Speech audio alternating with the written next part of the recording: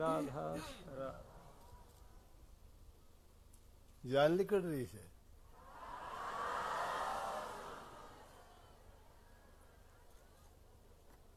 राधा स्वामी, राधा स्वामी दयाल की दया, राधा स्वामी सहाय, राधा स्वामी।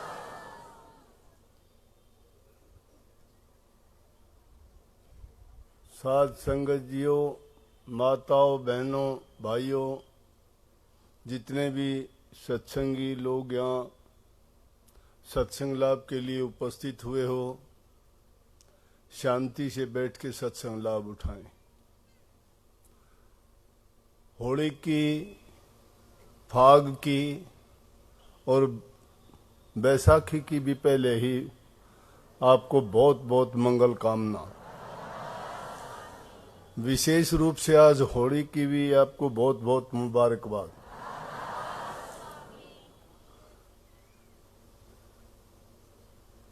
फिर नया आश्रम है, सत्संग इसमें एक दो ही हुए हैं। काम का समय है, इस तरफ से गर्मी का तगाजा, दूसरी तरफ सत्संगी कहीं जयपुर के आके खड़े हो जाते हैं, कहीं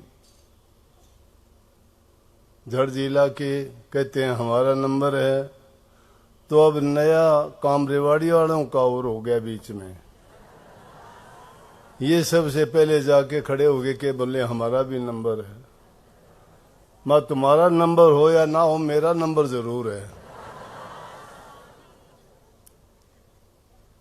शांति करो, धीरे धीरे रे मना धीरे सब कुछ होए, माली सींचे सो घड़ा ऋतु आए फल होए। टाइम पर सारे काम होंगे। सभी आश्रम अपने हैं, सबके लिए सत्संग, चाहे वो अम्बाला में हो, चाहे वो रेवाड़ी में हो, चाहे रोहतक में हो, चाहे हिसार में हो, हम सब के लिए सत्संग है। वो किसी एक के लिए नहीं है। ना उस पर नाम लिखा जाता है कि रोहतक वालों के लिए है, ये हिसार वालों के लिए है, ये रेवाड़ी वालों के लिए है। मानव कल्याण के लिए सत्संग होता है, वो सब के लिए।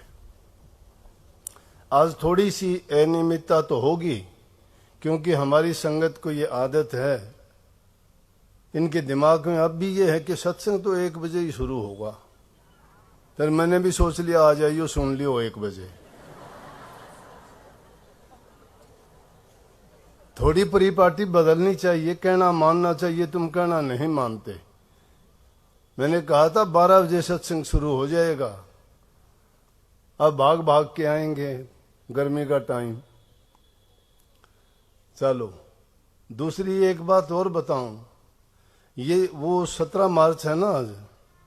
मैंने 17 मार्च के दिन ही इस सेवादार के रूप में काम संभाला था। 25 वर्ष पूरे हो गए आपकी सेवा करते हुए, और आगे बोलूंगा नहीं, करता रहूंगा सेवा जितनी होगी।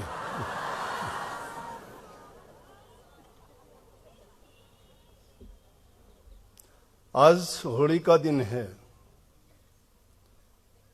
फागुन का महीना है नहीं ये। फागुन मास को बहुत महत्व दिया गया है। हमारा देश कृषि प्रधान देश है। इस मास में फसल पक के तैयार हो जाती है, किसानों को पता लगता है उनकी फसल कितनी होनी है और वो आने के बाद उनको कितनी आमदनी होनी है। तो बहुत खुशी खुशी से फसल को काट के एकत्रित करके उसको निकाल के घरों में लाते हैं। फागुन मास की बात करता हूं। संतों ने फागुन मास को बहुत ही उत्तम बताया। ये तो दुनियादारी और मौसम की दृष्टि से उत्तम बताया कि इस मास में इतनी ज्यादा गर्मी नहीं होती, सर्दी जा रही होती है और हमारे घरों में अन्न की और धन की खुशी आने वाली है।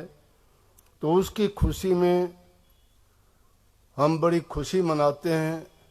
और तीसरी एक जो प्री पार्टी पड़ी हुई है होली के नाम की,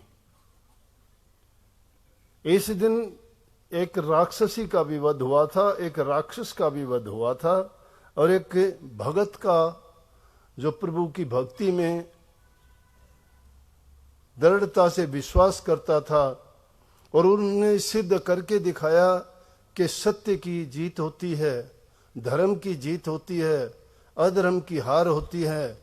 पापी को अपना पाप का फल भोगना पड़ता है, और जो सहन कर लेता है उसको तो उसके बदले में खुशी मिलती है। ये होली का त्योहार पुरानी परंपरा है, आप सभी इसका बारे में जानते हो। गांव गांव में होली मनाई जाती है, बनाई जाती है। लेकिन फागुन मास के बारे में थोड़ा बताऊं। सब संतों ने कहा है, फागुन मास की महिमा गाई है, लेकिन उसको प्रतीकात्मक रूप से, मतलब एक प्रतीक इंसान के चोले के रूप में जीवन के बारे में प्रस्तुत किया है। संतों ने कहा कि मानस चोला, ये मनुष्य का जीवन फागुन मास है, और इस फागुन मास में इसको पाके हमें जो कार्य करना चाहिए, खुशी खुशी से अपना जीवन बिताना चाहिए। किस प्रकार से हमें प्रेम से, सद्भावना से और दूसरों के लिए सेवा और उनके विश्वास को प्राप्त करके खुशी मनानी चाहिए। ये होली का त्योहार दोनों तरह से, एक जगह तो वाणी आप रोजाना गाते भी हो, सुनी भी होगी, अगर गाई नहीं तो, कि मेरे पूर्ण पुछले भागरे गुरु आन मिले फागण में। वो फागण महीना नहीं है, वो फागण मास, वो फागण का महीना इंसानी जीवन है। क्योंकि 84 लाख योनियों में हम जन्म लेते मरते, अनेकों जन्म लिए, अनेकों बार मरे, दुनिया में आए गए, कभी किसी रूप में, कभी किसी रूप में। लेकिन इंसान का चोला जब मिला तो इसको कह दिया कि अब गुरु मिल गया हमें। ये फागुन मास है, इस जीवन को फागुन मास कहा कि अभी हमें गुरु मिल गया। अब गुरु मिल गया तो गुरु से नाम की दीक्षा लेके उनके साथ वो होली खेलो। रंग कब बखेरते हैं एक दूसरे पर? जब खुशियां मनाते हैं।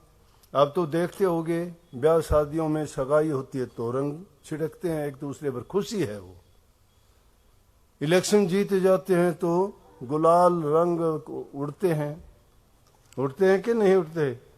इसी प्रकार से इस होली के दिन ये गुलाल और रंग भी उड़ाने का अवसर क्यों माना और क्यों आया? कि हम कहते हैं कि इंसान का चोला मिल गया, गुरु मिला हमें, और गुरु से नाम मिला, सत्संग मिला, हमारे जीवन का कल्याण हो गया। इसलिए इससे बड़ी खुशी क्या होगी? इसलिए हम खुशी मनाएं और रंगों की होली खेलें। ये बात स्वामी जी महाराज की सार वचन में अनेकों वाणी ऐसी हैं कि सुरता अपने पिया के संग होली खेल रही, कि सुरता होली खेल। सुरता इस जीव को कहा गया है, आत्मा को कहा गया है, और कहा है कि सतगुरु के संग में होली खेल। ये दुनियादारी की होली खेलने से, रंग छिड़कने से तो हो सकता है कि कोई ना कोई हमें नुकसान हो जाए, खुशी खुशी में होते भी हैं कई बार लापरवाही में हम ज़्यादा ही कुछ ऐसा कर बैठते हैं कि जिसके कारण कई लोगों को तकलीफ हो जाती है। कोई गलत रंग डल जाता है, कभी आंखों में गिर जाता है, कभी और किसी प्रकार से कोई ना कोई ऐसी घटना हो जाती है जिसके कारण खुशी दुख में बदल जाती है। लेकिन वो तो खुशी के लिए ही जाती है। अब रही बात आज के दिन की, हमारा बच्चा समझता है कि विशेष रूप से आज का दिन, ये अपने आप ही ऐसी घटना आज तक हुई नहीं थी। होली के दिन कभी सत्संग नहीं किया, पहला रेवाड़ी में ही हो रहा है। लेकिन इस दिन का भी एक विशेष महत्व है होली का, कि होली का क्या था? आज का होली का दहन है। होली का कौन थी? एक पुराने जमाने में दो भाई थे, हिरण्याकश्यप और हिरण्याकुश। वो अपने माँ बाप के तीन ही पैदा हुए थे, दो भाई थे, एक उनकी बहन थी होलिका। तो बरा भगवान थे, अवतार थे विष्णु के। उन्होंने हिरण्याकश्यप को मार दिया था, हिरण्याकुश के भाई को। उसको जब मार दिया तो हिरण्याकश्यप को बड़ा दुख होया और उसने उसको सजा देने के लिए भक्ति करी। और भक्ति करने के लिए वो ऐसे एकांत स्थान में जाके भक्ति करने लग गया। उसकी घरवाली का नाम किरादू था, लेकिन था किससे? ये राक्षसों के कुल से थे। जब राक्षस होने के कारण भक्ति करने लगा तो देवताओं में खलबली हो गई कि वो भक्ति करता है। तो सबसे ज्यादा दुख आपको पता है किसको होता है? इंद्र को होता है। इंद्र ने क्या किया? पीछे से जाके उसके राज्य में तोड़फोड़ की, उसको तहस नहस करके उसकी घरवाली को लेके और चल पड़ा। वो गर्भवती थी उस टाइम में। हालांकि राक्षस कुल में थे वो, लेकिन फिर भी उसने तप कैसे किया कि इतना तप किया कि ब्रह्मा जी को खुश कर लिया। देवता नहीं चाहते थे उनको किसी प्रकार का वर मिले, लेकिन देवताओं को भी पता लगा कि अगर इसने कोई वर प्राप्त कर लिए तो ये देवताओं के साथ ही झगड़ा करेगा, उनके साथ ही ये बुरा भला होगा और बड़ा कष्ट देगा ये। क्योंकि दुष्ट प्रवृत्ति का चाहे कोई भी हो, उसकी प्रवृत्ति ये बन जाती है, वो कभी अच्छा करने की सोच ही नहीं सकता। उसके दिमाग में शैतानी चीज आती रहेंगी और वो बुराई सोचता है, बुराई करता है। इसीलिए उसको अधर्मी, राक्षस, पापी, दुष्ट, नीच ऐसा कह कह के हम पुकारते हैं या बोल देते हैं। लेकिन इंद्र ने जब उसको पता लगा कि भक्ति करने के लिए वो गया हुआ है और उसको लेके उसकी पत्नी को और सब तहस नहस करके उस हिरण्याकुश की पत्नी किरादू को लेके चल पड़ा। लेकिन नारद जी रास्ते में मिल गए। देखो, जहां कहीं भी अन्याय होता है, ये प्रभु की बनाई हुई सारी दुनिया है, लेकिन जब भी वो देखता है कि जब उनकी रूहों के साथ कोई अन्याय होता है, जुल्म होता है, तो वो किसी न किसी रूप में प्रकट होके उन दुखों को दूर करने के लिए आते हैं। इसीलिए महाभारत में भी ये बात आई है कि जब जब भी इस धरती पर पाप, अन्याय और जुल्म बढ़ते हैं, जब धर्म की हानि होती है, अधर्म फैल जाता है, पाप कर्म फैलते हैं, तो वो मालिक खुद को किसी न किसी रूप में आके और उन लोगों को सजा देते हैं। ब्रह्म के अवतार आए 10 ने यही काम किया, राक्षसों को सजा दी। लेकिन अंतर है संतों में और उनमें।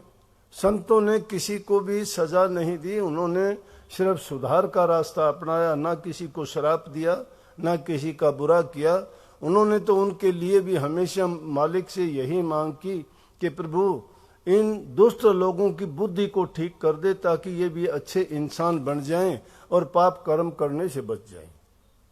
उन्होंने कभी किसी को दुख नहीं दिया, कष्ट नहीं दिया, कभी किसी को श्राप नहीं दिया, चाहे उनके साथ उन्होंने कितना भी जुल्म किया, पाप किए। अपनी प्रवृत्ति होती है लोगों की, जो जैसा जीवन होता है, जैसा उसने संस्कार पाए हैं, जैसा उसने अन्न खाया है, जैसे माहौल और परिवार में वो पला बढ़ा है, उसकी वो आदत कभी छोड़ती नहीं है। जातीय गुण जाता नहीं है। तो उसका जो माँ बाप से, जो उसका वालदेन से उसको गुण प्राप्त होते हैं, वो भी बहुत मुश्किल से जाते हैं।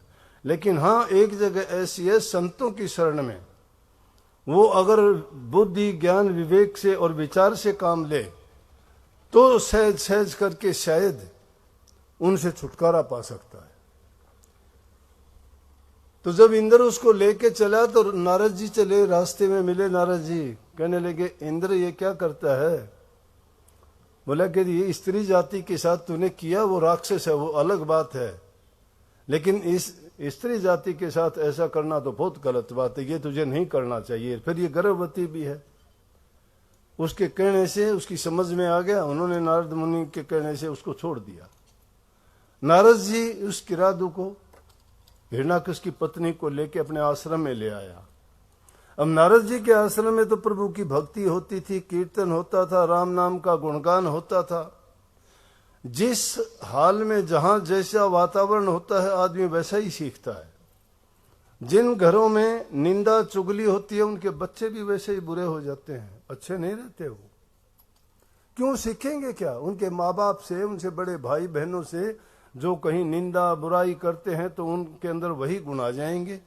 और जिस घर में सत्संगी हैं, जहां प्रभु के नाम का सुमरण किया जाता है, भजन किया जाता है, जहां परोपकार, परहित, दान की बातें की जाती हैं, वहां बच्चा बिना सिखाए भी सब कुछ सीख जाता है। छोटे छोटे बच्चे भी आप सुनोगे इतने अच्छे हो जाते हैं, क्योंकि इन्हीं को हम संस्कार कहते हैं, जो उनको अपने परिवार से, उन लोगों से, उनके वार्तालाप से बताने की, सिखाने की भी जरूरत नहीं, वो उनसे ऐसी चीजें प्राप्त कर लेते हैं। तो गर्भ में ही जब वो था, इसीलिए मैं माताओं से एक आध सत्संग में ये बहुत मैंने कहा भी है कि जब स्त्री जाति गर्भवती होती है, उसके गर्भवती होने के दौरान अगर उसको अच्छा माहौल दिया जाए, उसका खान पान अच्छा दिया जाए, उसके गर्भ में जब बच्चा है तो उसके ऊपर उन सब चीजों का प्रभाव पड़ता है। उसको अच्छी अच्छी बातें बताई जाएं, अच्छा माहौल दिया जाए, तो जो बच्चा पैदा होगा वही गुण लेके पैदा होगा। अब उस आश्रम में, नारद जी के आश्रम में राम नाम का गुणगान था सारा का सारा। राम की भक्ति, राम का गुणगान, इन्हीं बातों को रात दिन उनका होता रहता था। तो जब प्रहलाद भगत पैदा हुआ तो वो ऐसा ही हुआ, छोटी सी 7 साल की उम्र में ही। इतना ज्ञानवान, इतना बुद्धिमान, इतना भगवत प्रेमी और इतने उसके अच्छे संस्कार कि कोई बड़े आदमी भी में भी ऐसे भावना नहीं आ सकती। तब तक हिरण्याकश भक्ति करके ब्रह्मा जी को प्रसन्न कर लिया और उससे वर मांगे। एक बार तो कहने से ब्रह्मा जी चुप रहे, लेकिन दोबारा से उसने कहा कि मुझे वर चाहिए। दोबारा वर जो मांगा तो उसने वर मांग लिया कि मैं ना दिन में मरूं, ना रात में मरूं, ना इंसान से मरूं, ना जानवर से मरूं, ना किसी औजार हथियार से मरूं, ना मैं घर में मरूं, ना बाहर मरूं, ना ऊपर मरूं, ना जमीन पर मरूं, मुझे ये वरदान दो। इस वरदान का लेने का उसका मतलब था कि मैं अमर हो जाऊंगा, अजय हो जाऊंगा, मैं जिसको चाहूंगा उसको मारूंगा, जिसको चाहूंगा उसको छोड़ूंगा। अब ब्रह्मा जी को मजबूरी में वो देना पड़ा। जब देवताओं को पता लगा, विष्णु भगवान के सामने जाके शिकायत करने लगे ब्रह्मा जी ने ऐसा किया।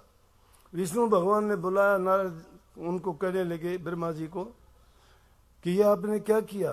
कहने लगे मैं मजबूर था, उसने भक्ति की थी, लेकिन मैंने उसको वरदान तो मजबूरी में देना पड़ा, दे दिया गया।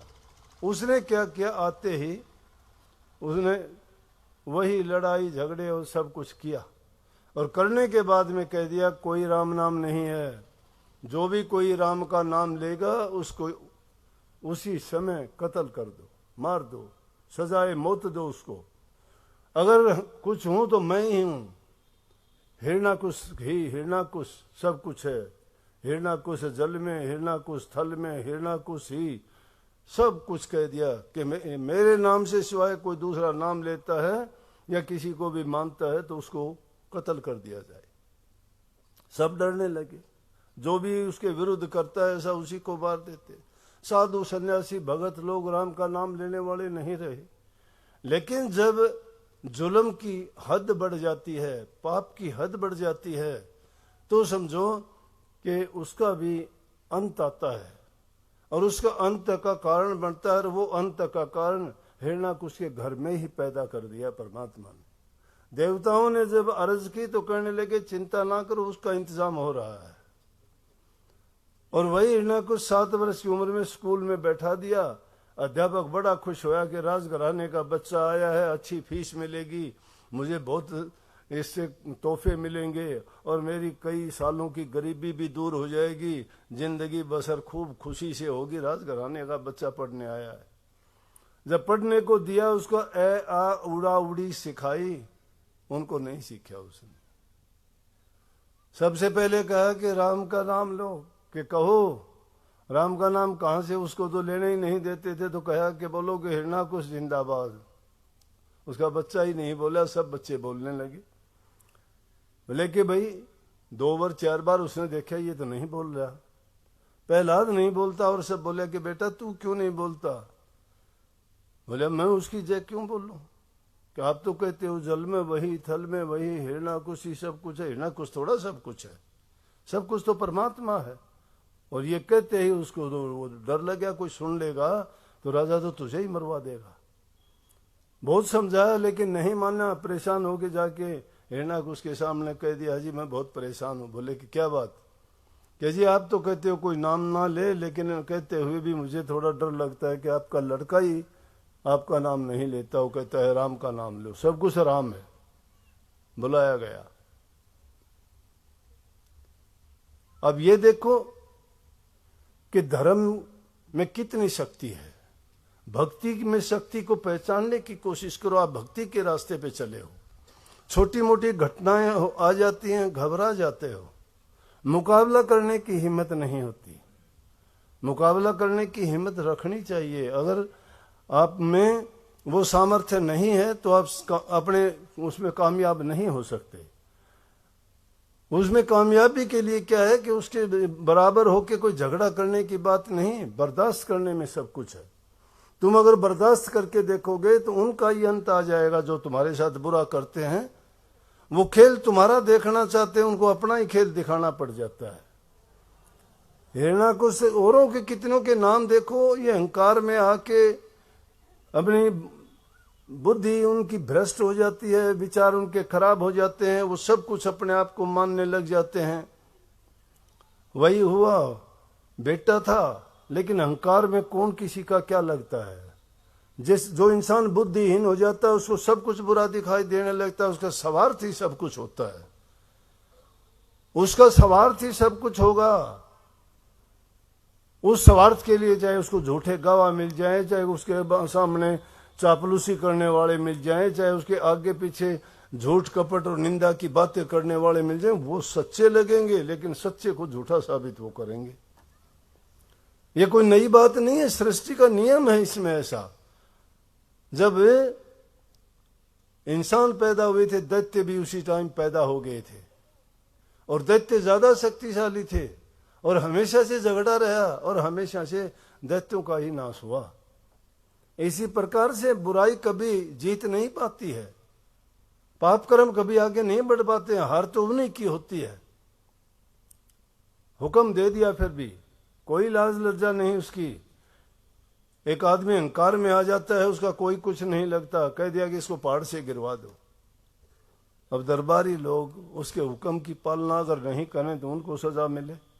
ले जाके पहाड़ से गिरवा दिया तो पहला को लगता है जैसे मैं हवा में उड़ता जा रहा हूं, पहाड़ की तलेटी में बैठा हुआ मिला। वो हैरान हो गए, इतनी ऊंचाई से डालने के बाद में ये जिंदा है। बोले जी इसका तो कुछ भी नहीं बिगड़ा, ये तो राम नाम का जाप करता था, हम तो जाप रात दिन करते हैं, हमारे में तो कोई शक्ति नहीं आई। हम तो बड़ा ध्यान करते हैं, बड़ा चिंतन करते हो आप लोग, तो बड़े गुरु भक्त हो, कई कई साल हो गए नाम को जपते हुए, ध्यान लगाते हुए, बातें बहुत बनाते हो, लेकिन है क्या पल्ले किसी के कुछ भी। तुम्हारा अपना खुद का सुधार नहीं हुआ, संतान कहां से सुधार दोगे। दुनियादारी की अगर तो कोई चीज तुम्हें मिल जाएगी, 4 पैसे मिल जाएंगे, कोई पद मिल जाएगा, कोई तुम्हें रोजगार पेट भरने का साधन मिल जाएगा, बड़ी बात है क्या। जानवर भी भरते हैं पेट, वो नौकरी नहीं करते किसी की। काम करने वाला उसको क्यों नहीं करते, उस मालिक को क्यों भूले बैठे हो। उस मालिक को याद किया करो, सर्व समर्थ है, वो सब कुछ देने वाला, करता भरता हरता सब कुछ है। उसको हम मानते ही नहीं है, उसको तो हमने पीठ दे रखी है। इसी प्रकार से हम गुरु भक्त बने बैठे हैं। गुरु से तो मुख मोड़ के बात करते हैं, संसारियों से बड़े अच्छी तरह बात करते हैं। स्वामी जी महाराज ने कहा, सत्संगन से हेल मेल नहीं, जग जीवन संग रखता प्रीत, अरे मन नहीं आई प्रतीत। प्रतीत कहां से आएगी। जगजीवन से जो दुनियादारी के लोग हैं उनसे तो बड़ी प्रीति है, जिनमें सारे ऐब हैं। और जो सत्संगी आदमी हैं, सच्चे हैं, भले हैं, जो सिर्फ गुरु का गुणगान करते हैं, गुरु के गीत गाते हैं, भक्ति की बातें करते हैं, ध्यान सुमरण की बात करते हैं, उनसे सीधे मुंह बात ही नहीं करते। तो ये किसी के बस की बात नहीं है। अधर्म के रास्ते पर चलने में कुछ नहीं लगता, बहुत जल्दी उन्नति पा लेते उसमें। लेकिन धर्म के रास्ते पे चलते हुए जिंदगी बीत जाएगी। फूक फूक के कदम रखोगे तब भी कहीं ना कहीं ठोकर लग जाएगी। लेकिन ठोकर लग के गिर जाता है, घबराना नहीं, उठा लेगा कोई ना कोई। किसी की नजरों से ना गिर जाना, उठाने वाला नहीं मिलेगा। अगर कोई गिर जाता है, ठोकर खा के गिर जाता है, कोई ना कोई उठा लेगा। तुम नहीं उठ पाओगे तो भी उठा देगा मदद करके। लेकिन अगर दृष्टि से गिर के किसी के, उठाने वाला नहीं मिलेगा। मरने वाले को कोई ना कोई कफन दे देगा, लेकिन जो इंसान दिल से मर गया है उसको कौन जिंदा कर देगा। जीना सीखो। रोजाना भक्ति भक्ति, सत्संग, सतगुरु नाम, फलान गीत गाते हो क्या? कभी करते भी हो क्या? कभी एकांत में बैठ के सोचा है क्या मैं जिस रास्ते पे चलता हूं, रोजाना सुनता हूं, कभी अपनाता हूं इन चीजों को? औरों के तो गीत गाते हैं, मैं भी गाता हूं प्रहलाद भगत के, आप सुन भी रहे हो बड़े गौर से। उसने ली थी नाम की ओट, तो जोर लगा लिया, सब कुछ लगा लिया। अरे राज करने वाला तो रावण था, उसके पास राज था, सोने की लंका थी, धन दौलत थी, सेना थी, सब कुछ था। लेकिन 14 वर्ष तो रामचंद्र जी ने बनों में काटे। संघर्ष तो राम ने किया, रावण ने क्या संघर्ष किया?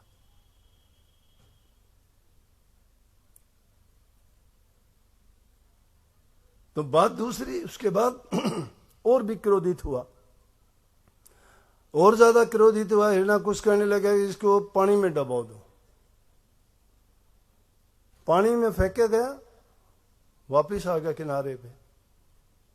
देख के हैरान हो गए, इतना बड़ा नहीं, तैरना नहीं जानता, छोटा सा, 7 साल की उम्र कोई उम्र थोड़ी होती है, किनारे आ गया। वो बोले इसमें तो कोई शक्तियां हैं। भयभीत भी हो गए, डरते भी हैं दोनों तरफ से। उधर प्रहलाद भगत से डरते हैं, उधर राजा से डरते, हिरणाकुश से। जाके हाथ जोड़ के बेनती की, बोला कि दोबारा इसको पत्थर बांध के डबो दो। पत्थर बांध के डबोए, पत्थर पता नहीं कहां के कहां गए, फिर इस पानी के ऊपर आ गया। बोला ऐसे नहीं,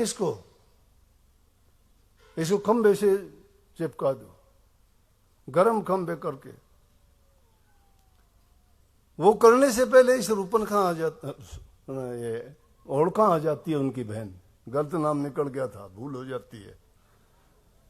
दोनों एक जैसी ही थी ना, वो तो कर्म तो एक जैसे ही थे, नाम का ही फर्क है। जो अत्याचार और जुल्म के रास्ते पर चले, नाम कुछ भी हो, लेकिन पाप के मूर्ति थी दोनों। तो ओढ़खा आ गई और उसने सब किसी सुन रखे थे, पूछने लगे भाई से इतने परेशान क्यों हो? इतनी शक्ति आपने हासिल की है, इतना तप आपने किया है, ब्रह्मा जी से आपने बड़े वरदान प्राप्त किए हैं, फिर भी आप? बोला बहन क्या बताऊं, इस लड़के ने मेरा दिमाग खराब कर दिया। मैंने और सब लोगों को काबू में कर लिया, सब मेरे कहने में चलते हैं। ये एक लड़का घर में ऐसा दुष्ट पैदा हो गया, ये मेरा नाम नहीं लेते, राम का नाम लेता। बोला इसकी जब तक मौत नहीं हो जाती तब तक मुझे सब्र नहीं आएगा। बोली कि तो बहुत आसान से। बोला कैसे? बोले मैं अग्नि में जला दूंगी इसको। बोले आप करोगे ये काम? हाँ। बोले आसानी से कर दूंगी। कैसे? कहने लगी मेरे पास एक ऐसा कंबल है, उसको शास्त्रों में तो किसी किसी नाम से गाया गया है, दूसरे नाम से भी शील वस्त्र कहा गया है कि शील वस्त्र था, होड़का धोरे, वो लोमस ऋषि से पाया था, पहले भी वह सती हुई थी, उसका होया मनचाया था कि उसके पास उसका लोमस ऋषि से एक ऐसा वस्त्र मिला था, उसमें वरदान था, सूर्य से मिला था, अग्नि देवता से उसको मिला था कि तू ये ओढ़ के अग्नि के बीच में बैठ जाएगी, तुझे अग्नि जला नहीं सकेगी। लेकिन पाप करने के लिए आदमी को शक्तियां जो मिली होती हैं, पाप करने के लिए नहीं, पुण्य करने के लिए मिली हैं।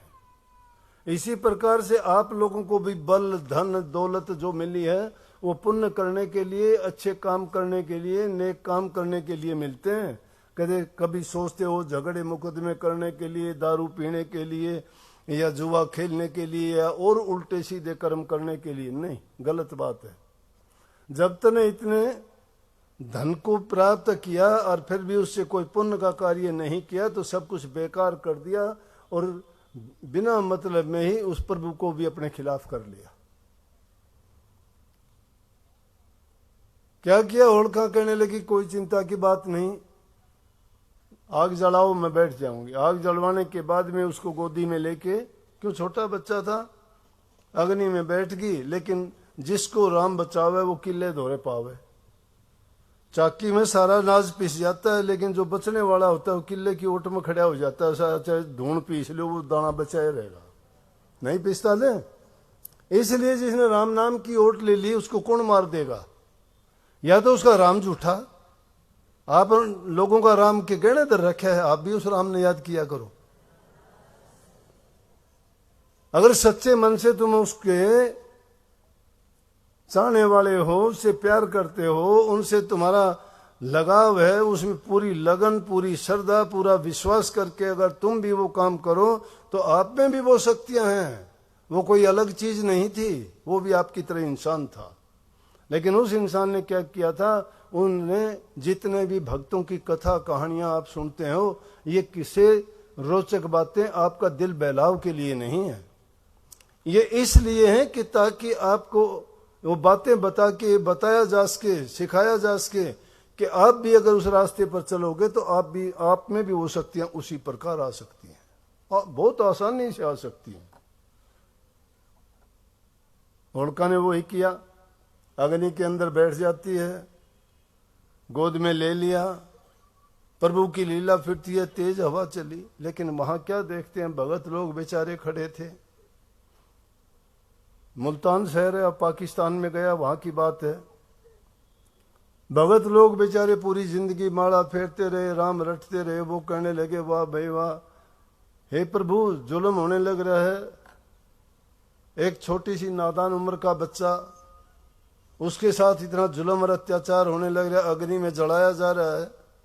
ये बेचारा आपका ही तो नाम लेता है और हम भी आपका नाम लेते हैं। ये माला रटते रटते हमारे उंगलियां घिसकी और माला के मणके घिस गए। लेकिन आज अगर ये जुल्म हो जाएगा तो हम इस माला का क्या करेंगे? हम अग्नि में फेंक दी। उन्होंने उठा के सारी माला उन भक्तों ने उस चिता में फेंक दी। कितने लोगों की भावनाएं उनके साथ थी, कितने भक्तों की, राम भगत जितने थे सबकी भावनाएं उसके प्रति होगी। एक की भी आवाज वो प्रभु सुनता है। वहां तो हजारों लोग थे जिन्होंने कहा कि एक भगवान प्रेमी की अगर ये हालत होगी तो आगे से कौन इतबार करेगा परमात्मा तेरा।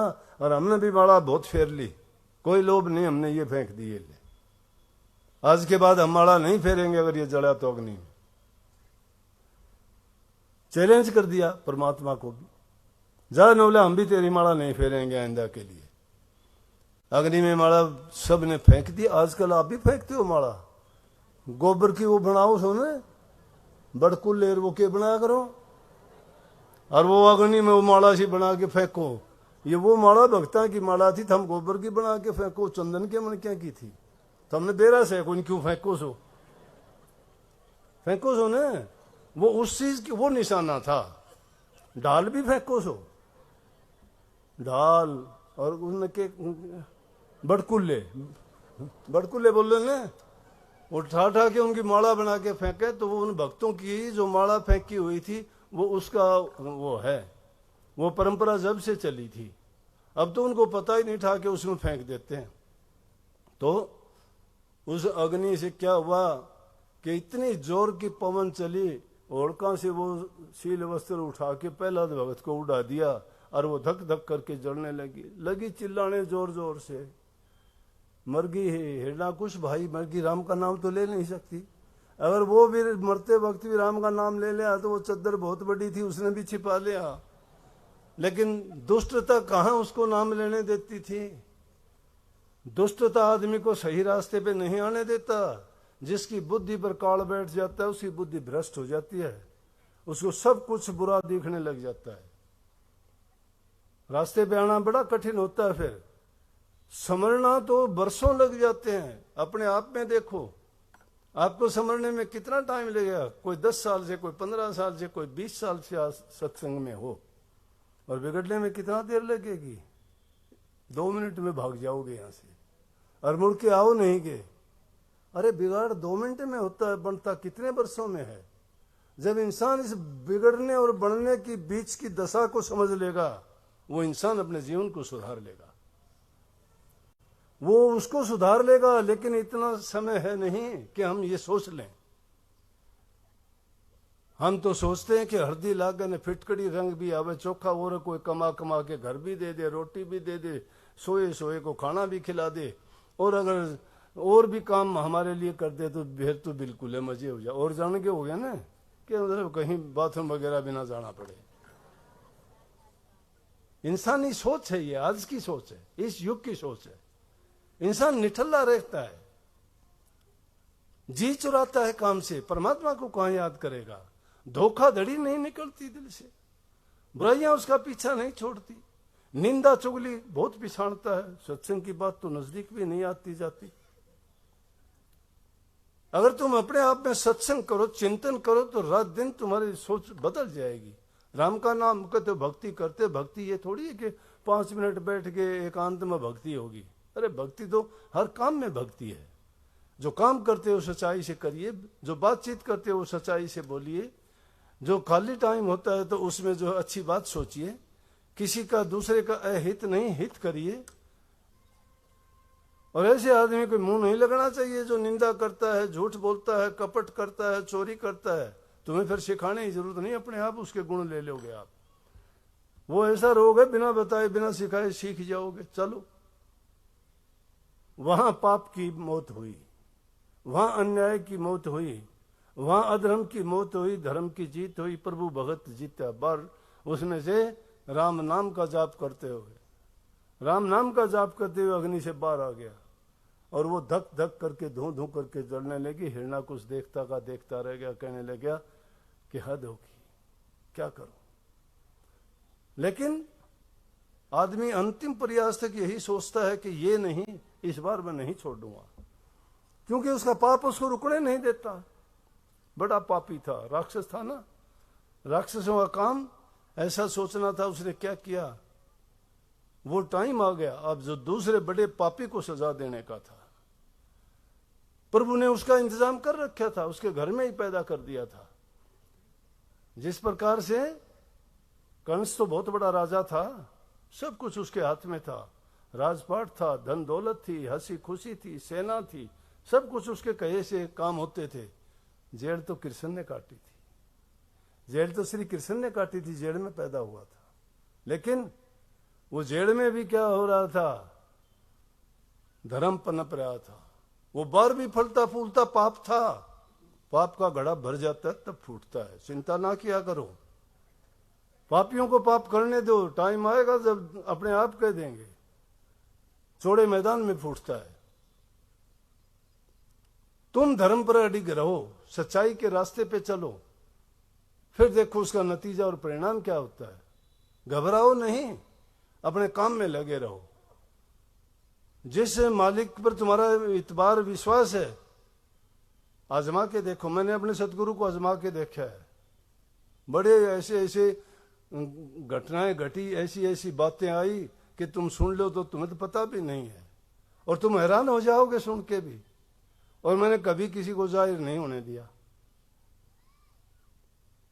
क्यों? या तो मेरा गुरु पर भरोसा नहीं होता, फिर तो मुझे पता था मेरा गुरु बाल विवाह का नहीं होने देगा, नहीं होने देगा। हो जाता अगर मेरा विश्वास नहीं होता। इसलिए जिसकी ओट ली है, जिसका ले ले शरणा, उसी से पार उतरना। संतों ने गीत गा दिया कि पतिव्रता औरत की तरह से तुम गुरु को सेवो, गुरुमुख बनो। यह ऐसा युद्ध का मैदान है जिसमें पीठ दिखा के भाग गया वो कायर होगा। और जो युद्ध के इस मैदान में डट जाता है ना, उसको लड़ाइयां बहुत लड़नी पड़ती है। खुद से लड़नी पड़ती है, परिवार से लड़नी पड़ती है, समाज से लड़नी पड़ती है, विरोधियों से लड़नी पड़ती है, फिर उस काल महाराज और माया के रचे हुए प्रपंचों से निकलना तो और भी टेढ़ा काम होता है। बहुत ज्यादा कठिन काम है ये। लेकिन मैं कहता हूं, अगर तुम्हारा विश्वास दृढ़ है तुम्हारे गुरु पे, तुम्हारे इष्ट पे और प्रभु पे, तो तुम्हारा बाल बांक का नहीं हो, पहला हाथ भगत का नहीं होगा। तुम तो बड़े बड़े हो, वो तो छोटी सी उम्र का था। खुशी हो जाते हैं करके, लोग सोचते हैं कि हाँ हमने ये कर लिया। नहीं, समझने वाले समझ जाते हैं, जानते भी हैं, लेकिन वो बात यह है कि उनकी तरह से इतने बुरे नहीं हैं। जवाब देना जानते हैं, लेकिन वो जवाब देते नहीं हैं। वो जवाब किसी और से ही दिलाना चाहते हैं, ताकि उनको अच्छा सा जवाब मिले तो उनकी समझ में आ जाए कि उसका परिणाम क्या है। वही हुआ। आखिर में कहने लगा कि इसको खंभा गर्म करके उससे लिपटवा दो, कैसे बचेगा। लोग का खंभ बहुत गर्म करवाया, गर्म करवा कर उसको उससे जब लिपटाने के लिए लेके गया, पहला आदमी देख के हैरान हो गया, लाल चमचमाता है अग्नि की तरह से। लेकिन प्रभु भगत ने उसको उसी समय परमात्मा ने क्या दिखाया, उस खंभ के ऊपर कहा कि बेटा घबराने की बात नहीं, इसकी तरफ देख। जब पहला भगत ने खंभ की तरफ देखा तो उसमें कीड़ियां चलती हुई दिखाई दी। कहां से कीड़ियां आ गई? और जब उसको कहा उसको पकड़ने के लिए, वो तो पकड़ने के चला, खंभ को फट गया खंभ, और फटते ही उसमें से मौत निकलती है हिरणाकुश की। ना वो इंसान था ना जानवर था, सिर उसका शेर का था, नीचे से शरीर इंसान का था। टाइम आधा सूरज डूबने को था, आधा दिखाई दे रहा था, ना रात हुई थी ना दिन था। कहां पे बैठा था? उसके दरवाजे की देड़ी में पकड़ लिया उसको, हिरणाकुश को, निकल के उसने। ना घर के बाहर था ना वो अंदर था, उठा के अपनी गोद में रख लिया, ना जमीन पर था ना आकाश में था। नखों से उसको पाड़ दिया, शेर के नखों से। हाथों में शेर वाले नख थे, कोई हथियार औजार नहीं था, ना वो किसी औजार से मारा गया, ना आदमी ने मारा, ना जानवर ने मारा, ना जमीन में मारा, ना आकाश में मारा, ना बाहर मारा, ना भीतर मारा, ना रात थी ना दिन था। सारे इतने इंतजाम कर लेने के बाद भी, इतने वर प्राप्त करने के बाद भी उसकी हत्या कर दी गई। हत्या किसकी हुई? जुल्म की हुई। हत्या किसकी? अत्याचार की हुई। हत्या किसकी हुई? पाप की हुई। हत्या किसकी हुई? झूठ की हुई, कपट की हुई, धोखे की हुई। और जीत किसकी हुई? धर्म की हुई, जीत सत्य की हुई, जीत भक्ति की हुई, जीत ईश्वर के नाम के विश्वासी की हुई। जिसने नाम की कमाई की उसकी विजय हुई। तो उसी खुशी में आज के दिन होली मनाते हैं। हम भी इकट्ठी करके उसमें एक गीला सा टहनी बीच में लगाते हैं, आग लगा देते हैं उसको, और उसको तो बाहर निकाल लेते हैं, बाकी सारा का सारा जलने देते हैं। उसको कहते हैं कि पहला हाथ को बचा लिया, होलिका को जला दिया। इतने सालों से कहां सतयुग की बात है ये। उस टाइम से उस होलिका को जलाते हैं, आज तक नहीं जली वो। हर साल जला देते हैं, कितनी कितनी जगह जलाते हैं, लेकिन नहीं जली वो। इसी प्रकार से हमारे अंदर में भी ये दोनों प्रकार के विचार हैं, नेगेटिव भी हैं और पॉजिटिव भी हैं। जो नेगेटिव विचार है वो राक्षसी काम करवाते हैं हमसे। ये तो आज के दिन की मैंने बताई कि ये होली का दिन था, लेकिन हमें ये एक बहुत बड़ा संदेश दे के जाता है कि उस राम नाम का ऐसा सुमरण करो, ऐसी कमाई करो कि तुम में भी वो शक्ति यूं ही आ जाए, तुम्हारी भी वो रक्षा इसी प्रकार से करे। तुम्हारे ऊपर भी कितनी भी आफत आए, दुख आए, कष्ट आए, उनमें झेलने की आप में सामर्थ्य हो, धैर्य रखो। फिर भी हर हालात में, विपरीत परिस्थिति में भी प्रभु के नाम को ना भूलो, उस नाम का चिंतन, सुमरण, भजन करते रहो। गरीबी हो, टोटा हो, सुख हो, दुख हो, हर हाल में अपना विश्वास दृढ़ रखो, उसको न हिलने डोलने दो। जब अनेक प्रकार की चीजें आएंगी आपको, कभी लालच आपको घेर लेगा, कभी स्वार्थ घेर लेगा, इंसान को यही चीजें मारती हैं। ये कहने की बात नहीं, इनको देखोगे जब पता लगेगा। मैंने देखी है इसलिए मैं कहता हूं, लेकिन जिस रूप में मैं देखी हूं उस रूप में मैं कह बता भी नहीं सकता, समझा नहीं सकता, लेकिन मैंने देखी ये सारी चीज। मैंने लोभी देखे, मैंने लालची देखे, मैंने स्वार्थी देखे, मैंने अहंकारी देखे, पापी दुष्ट देखे, झूठे कपटी देखे। इसलिए मैं कहता हूं कि वो चीजें सारी आपको भी घेरती हैं, लेकिन कोई बह जाता है उनमें, उसको दुख नहीं है। लालची हो गए, आपको क्या दुख देगा? लालच चाहता था वो तुमने शुरू कर दिया। लोभी हो गए, लोभ चाहता था तुम्हें लोभी बना दिया। धोखेबाज बना दिया तुम्हें, धोखा चाहता था तुम धोखेबाज बनो, सीख लिया तुमने। गुरु ने बताया कि ये दुष्ट हैं। संतों ने कहा सगली सृष्टि के 5 सिकदार, राम भगत के पानी हार, जगत पास से लेते दान, राम भगत को करे प्रणाम। ये 5 ऐसे दुष्ट हैं, सारी सृष्टि के शिकारी हैं, शिकार करते हैं, हर लेते हैं बुद्धि को, विचार को, मन को, विकारी बना देते हैं, उसको बहा देते हैं, उसको बस ऐसा बना देते हैं, स्वार्थ के सिवाय उसको कुछ नजर ही नहीं आता।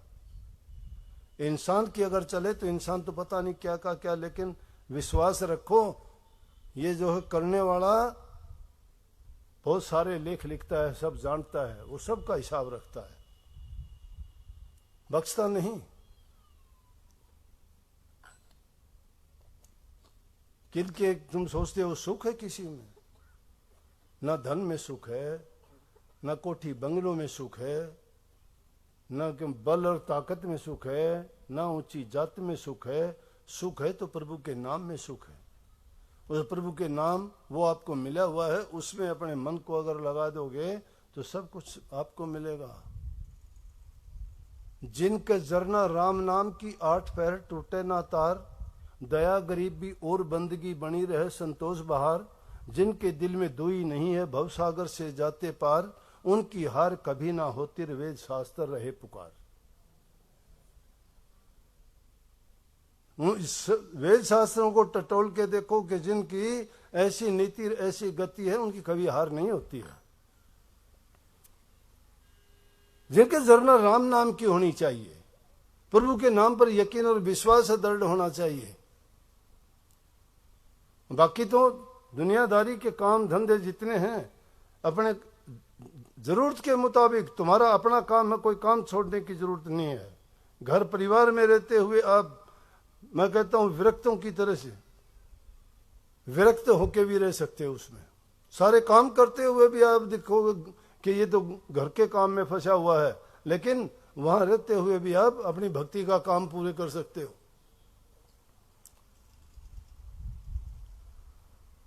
घर बैठे बनो फकीर, मन मार सूरत न डांटो। क्यों कही? कबीर साहब की वाणी से, आजा रे खिलारी तन खेल खिलाऊं, छोड़ दे कपट एक सीख समझाऊं, बताऊं तिरने की तदबीर, मन मार सूरत न डांटो रे, घर बैठे बनो फकीर। मन मार सूरत न डांटो, घर बैठे फकीरी कर सकते हो। अमीरी की चाह रखते हो ना, छूट जाएगी एक दिन। फकीरी की चाह रखोगे, क्या है? आप लोग जमीन पे बैठे हो, सबसे बड़ी जगह है ये, सबसे ऊंची जगह है ये। यहां पर बैठने वाला कभी गिरता नहीं है।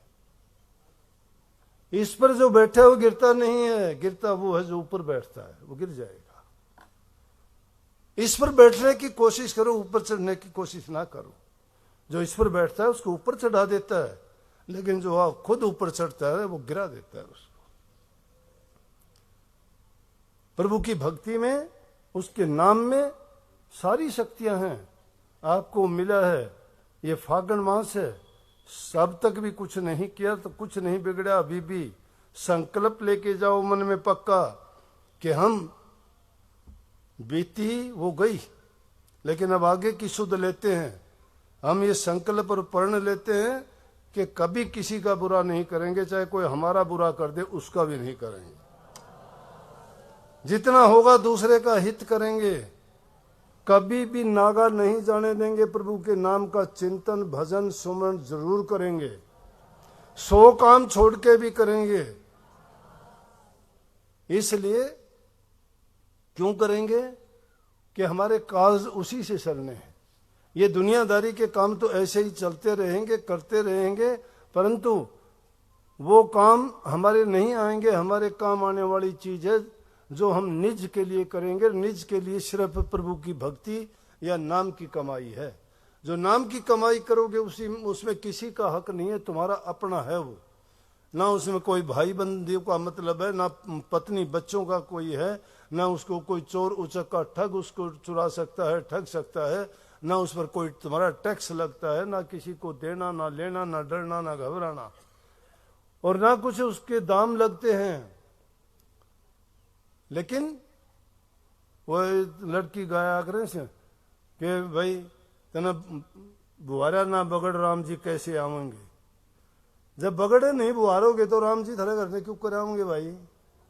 बगड़े बुहारना जानो सो न। ये बाहर के जो तुमने दोष लगा रखे हैं, चोरी का, झूठ का, कपट का, बेईमानी का, हेरा फेरी का, ये चीजें जब तक पड़ी हैं यूं सोच लो कूटड़ा थरा आंगन में पड़ा से।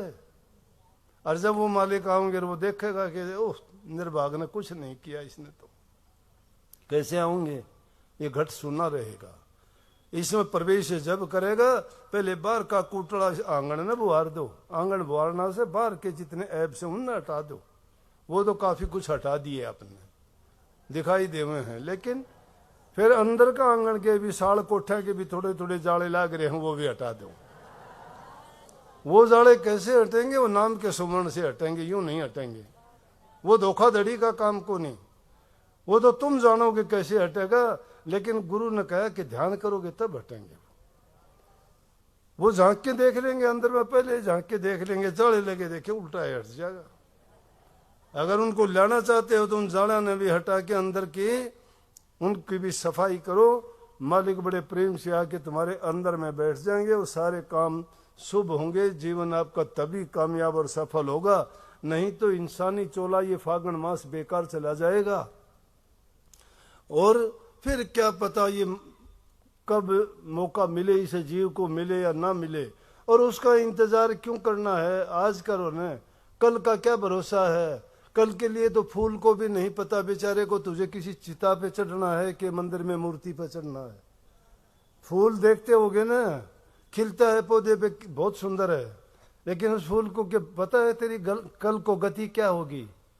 उसको नहीं पता किसी मुर्दे की चिता पे तू सजाया जाएगा या मंदिर में ले जाके परमात्मा की मूर्ति के गले में डलेगा। तो इसलिए उसे कल का भरोसा क्यों करते हो। कल को ना बिगाड़ो, कल को सुधारने के लिए उसे प्रभु के नाम में अपने आप को ऐसा लगा दो कि आपको वही याद रहे हर काम में।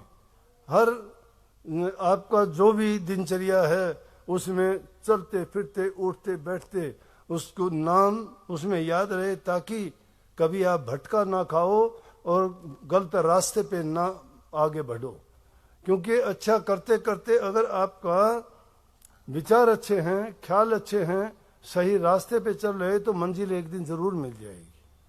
अगर आपने रास्ता ही गलत पकड़ लिया तो मंजिल कहाँ मिलनी है। भटका खाओगे, जंगलों में फिरोगे, और वहाँ अनेक प्रकार के फिर देख लो, जैसे कोई भटका हुआ रहा ही जंगल में चला जाए, कहीं उसको जानवर खा जाएंगे, कहीं मच्छर काटेंगे, कहीं जोक खाएंगे, कहीं बिच्छू सांप उसको लड़ जाएंगे, उनसे भी बचा खुची कर लेगा तो शेर वगैरह बड़े बड़े जानवर हैं वो उसका भक्षण कर लेंगे। क्योंकि जब एक बार भटका खा गए ना, फिर रास्ते पे आना बड़ा कठिन होगा, और रास्ता बताने वाला नहीं।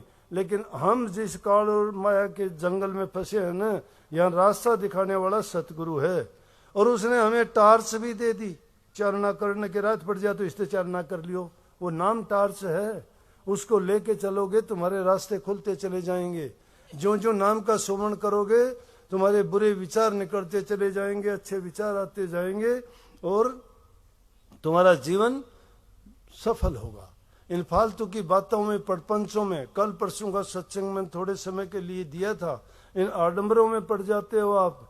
कोई भी बका देता है, कोई भी आपको कुछ भी कह देता है, कोई ज्योतिष के नाम से, कोई पंडित के नाम से, कोई तुम्हें ये क्या वास्तु शास्त्र के नाम से, कोई तुम्हें क्या क्या बताऊं जो उसमें मैंने बताई थी। कोई मांगलिक बता देता है, कोई मूलों में पैदा बता देता है, कोई तरह साढ़े सती बता देता है, कोई तरह वो नागफणी बता देता है, क्या क्या बता, ऐसी ऐसी उलझन बता देते हैं कि काल सर्प योग लग गया इसके। बताओ भाई, काल सर्प योग, वो सांप हमने मारा नहीं, किसी ने छेड़ा नहीं, काल सर्प योग कहां से आ गया वो?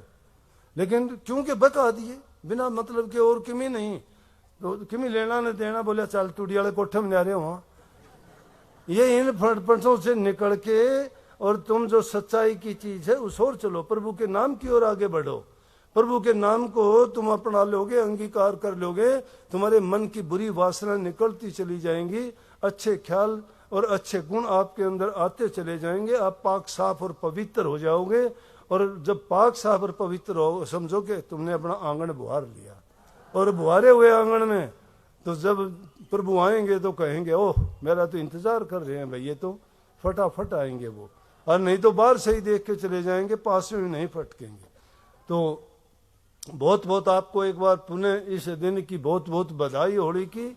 सामने जाके अपना बनाइयो कि मैं ओढ़का मारने की खुशी में और हिरणाकुश वध की खुशी में, ये दो इतने बड़े बड़े राक्षस मार के जाओगे, हाथ पांव धो के नहा धो के काम करियो। कभी किसी ने दाग दे के जाओ, जब धोया करेंगे तो सब अच्छी तरह से जाके और मंत्र पढ़ते जाइयो मन में, नहीं तो पाप चढ़ेगा थारे। नाम का सुमरण करते हुए नहीं जाओगे तो पाप चढ़ गया, 2 राक्षस मार रखे हैं। तो बहुत बहुत सबको आशीर्वाद, मालिक आपको शक्ति दे। गर्मी का मौसम तो है भाई, लेकिन एक बात याद रख लेना, आगे से भी बताऊं मैं आपको कि सत्संग 12 बजे शुरू कर दूंगा, चाहे कहीं का भी हो। दिनोदर बयाने की तो मेरे बस की बात को नहीं, उनका तो और है कोई करनी है, उड़ाड़े मेरे बस की बात से। ये मैं 12 बजे करूंगा, वो तो बिराने के पटपंच कर देंगे। तो 12 बजे सत्संग का याद रखा करो, टाइम पे आया करो। सत्संग सुनना हो तो आज ना सुनना हो, पिकनिक मनानी हो तो कद्दे आइए और कद्दे जाइयो। फिर राधा राधा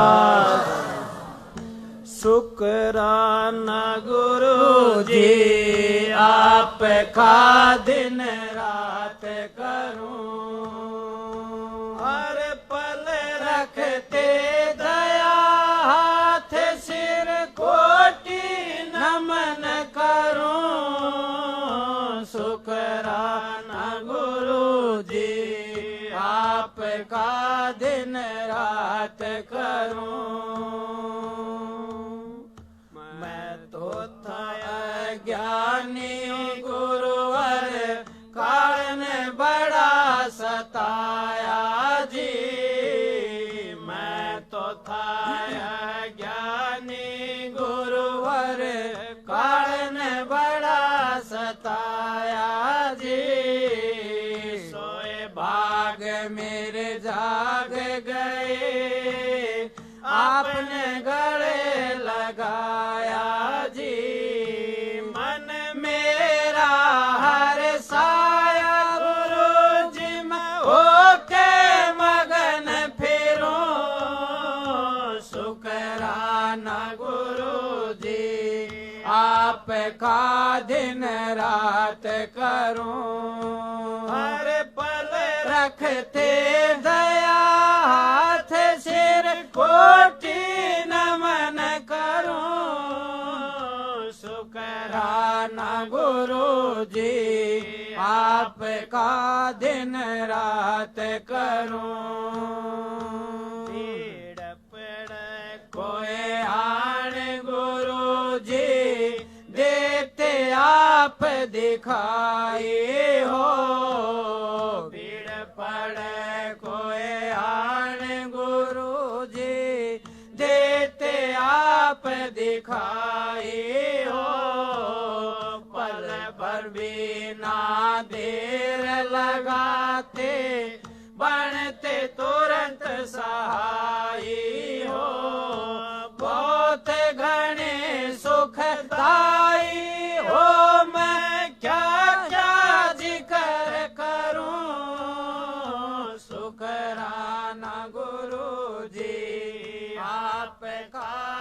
दिन रात करूं हर पल रखते दया हाथ सिर कोटि नमन करूं शुकराना गुरु जी आपका दिन रात करूं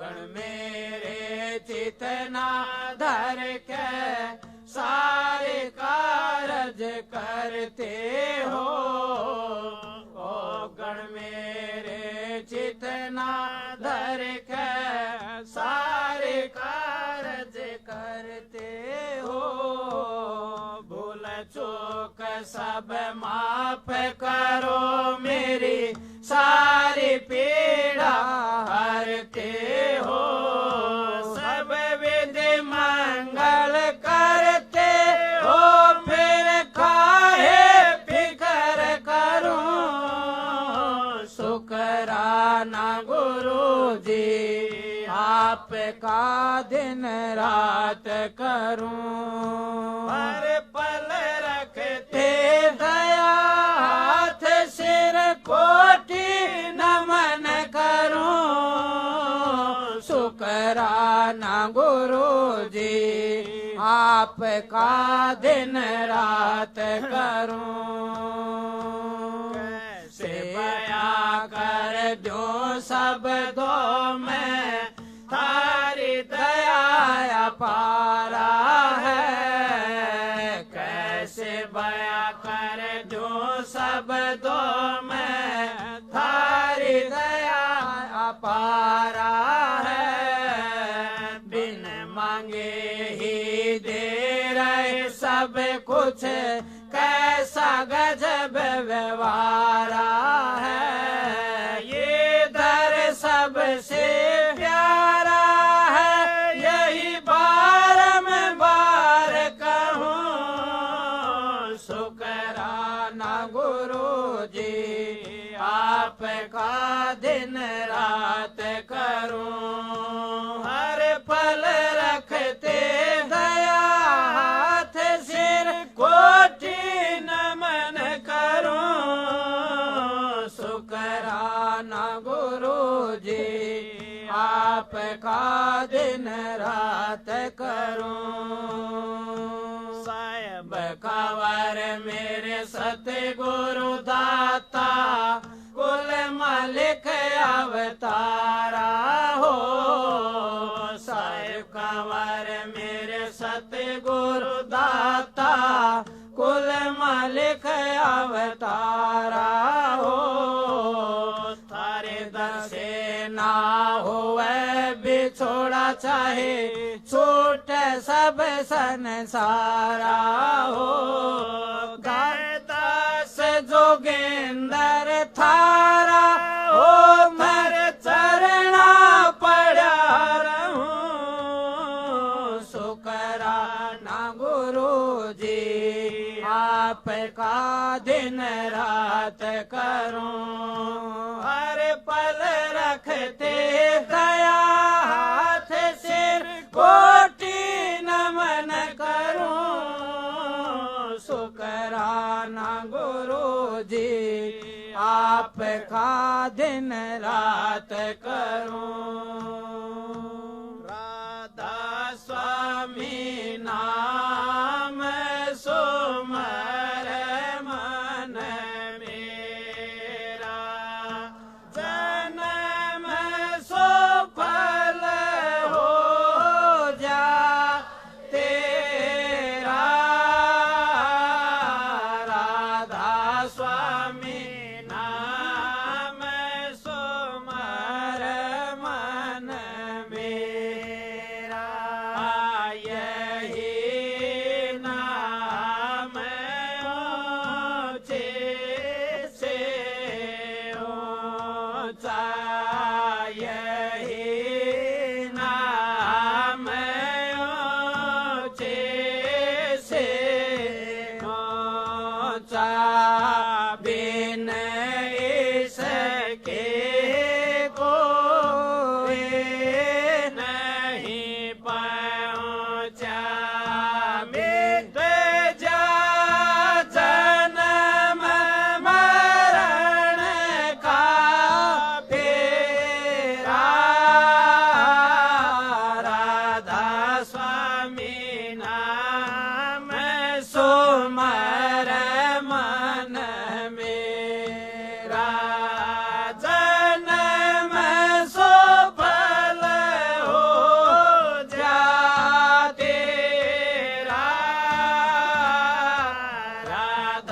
स्वामी नाम सुमर मन मेरा निज घर में तुझको पहुँचावे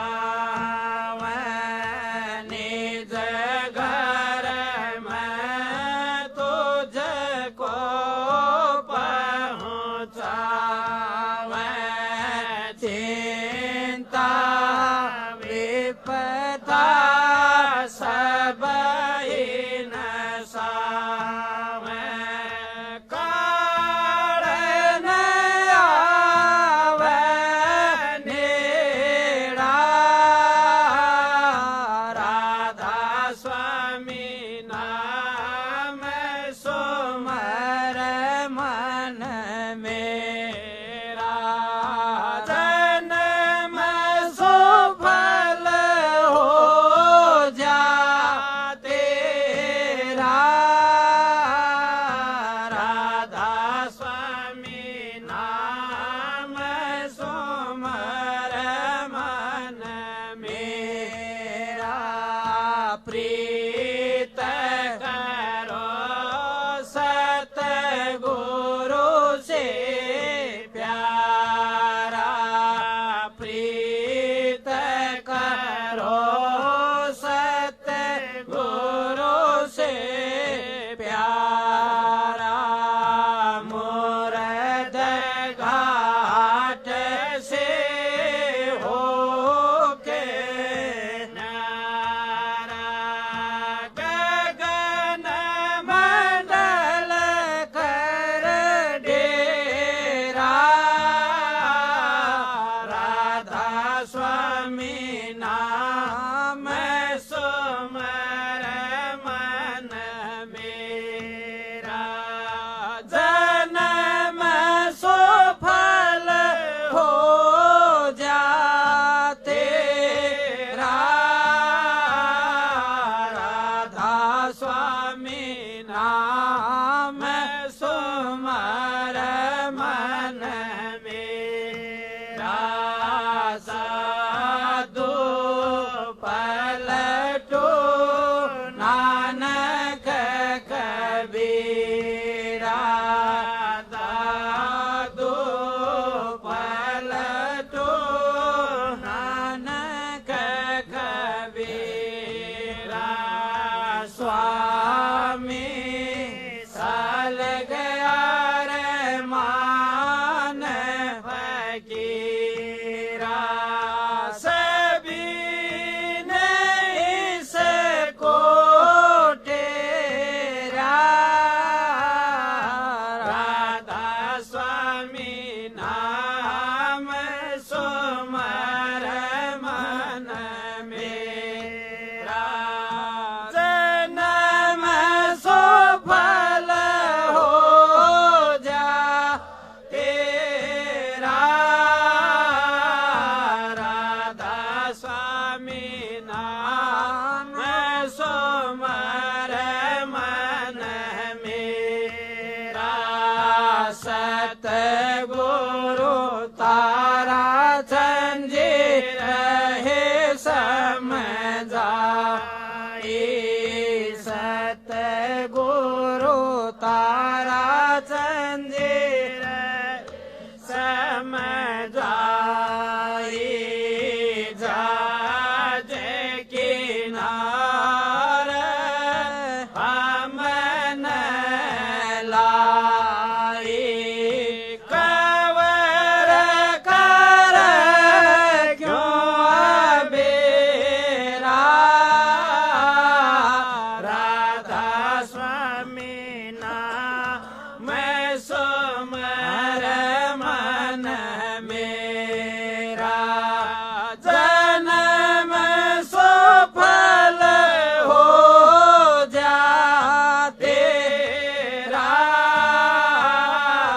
राधा स्वामी नाम सुमर मन मेरा और त्यागे राधा स्वामी की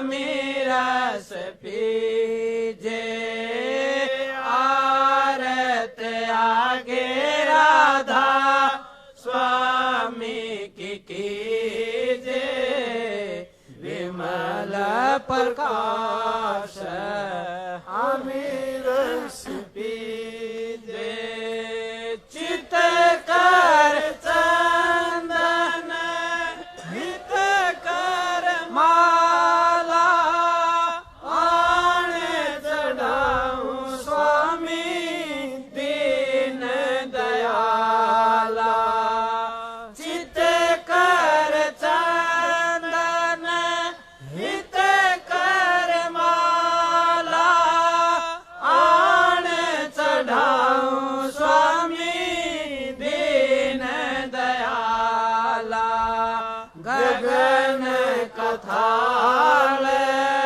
सूरत की बाती शब्द की जोत जग दिन राती आरत आगे राधा स्वामी की कीजे विमल प्रकाश अमीरस पीजे आरत आगे राधा स्वामी की कीजे विमल प्रकाश अमीरस पीजे सहस कमल दल घंटा बाजे बंकनाल धुन शंख सुनीजे सहस कमल दल घंटा बाजे बंकनाल धुन शंख सुनीजे ओंकार धुन फिर कोटि बाजे सोन शिखर सर धुन गाजे आरत आगे राधा स्वामी की कीजे विमल प्रकाश अमीरस पीजे आरत आगे राधा स्वामी की कीजे विमल प्रकाश अमीरस पीजे भंवर गुफा डिंग सोहंग वासा सत लोक सत नाम निवासा भंवर गुफा डिंग सोहंग वासा सत लोक सत नाम निवासा दास आपकी आरत गावे चरण कमल में बासा पावे दास आपकी आरत गावे चरण कमल में बासा पावे आरत आगे राधा स्वामी की कीजे विमल प्रकाश अमीरस पीजे आरत आगे राधा स्वामी की कीजे विमल प्रकाश अमीरस पीजे दया करो मेरे साईया दियो प्रेम की दात दुख सुख कुछ व्याप नहीं सब उत्पात राधा स्वामी राधा स्वामी राधा स्वामी राधा स्वामी। भाई जो लेट आए वो उनकी कमी से, हमने तो टाइम पर काम किया। अब सुनो अगली बात कि देखो आरती करते हैं, आरती किसकी है? सतपुरुष की है, राधा स्वामी दयाल की आरती है। तो कई लोग मैं देखूं ठोठ के ठोठ खड़े रहे, मत्था नहीं झुका सकते। वो मत्था झुकाना सतपुरुष को है, राधा स्वामी दयाल को मत्था झुकाते हैं। और जो उनको मत्था नहीं झुकाओगा ना तो आगे जाके जमराज का आगे नाड़ लंबी करनी पड़ेगी, समझ लो। जो उसका अगर अब सतपुरुष का आगे झुका लोगे तो वरदान और आशीर्वाद मिल जाएगा। और जो ठोठ खड़े से हैं नहीं तो उनने जो है गलती भी माननी पड़ेगी, नाड़ आगे करनी पड़ेगी, काट ले। 22 तारीख का सत्संग से झड़ जिला का, ये नजदीक नजदीक होने के कारण मैंने बेरा से संगत पहुंचे तो को नहीं, लेकिन के करूं, मेरा काम से मन तो नाचना पड़ेगा। 22 तारीख